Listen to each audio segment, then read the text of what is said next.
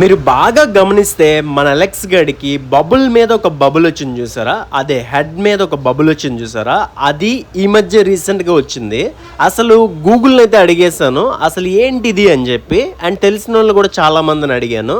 ఆ disease name అయితే వాళ్ళు చెప్పలేదు, కానీ కిడ్నీ ఫెయిల్యూర్ వల్ల వస్తుందని చెప్పి చెప్పారనమాట. నేనైతే ఇంకా డైలీ వాటర్ అయితే చేంజ్ చేస్తున్నాను, 50% ఆఫ్ వాటర్. అదేవిధంగా మెడిసిన్ కూడా యూజ్ చేస్తున్నాను. ప్రజెంట్ అయితే డీవార్మింగ్ చేద్దామని చెప్పి సిరెంజ్ డీవార్మింగ్ అయితే చేశాను. మనోడైతే అప్పటికైతే చాలా వరకు రికవర్ అయిపోయాడు. మళ్ళీ ఇప్పుడున్న సిచ్యువేషన్ బట్టి మళ్ళీ మన అలెక్స్ గడికి అయితే ఇలా జరిగిందనమాట.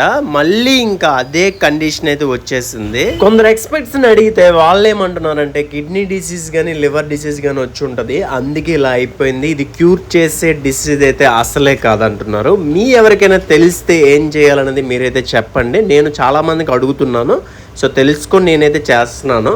సో మీకు ఏదైనా తెలిస్తే ఖచ్చితంగా చెప్పండి, రికవర్ అవుతుందో లేదో చూద్దాం.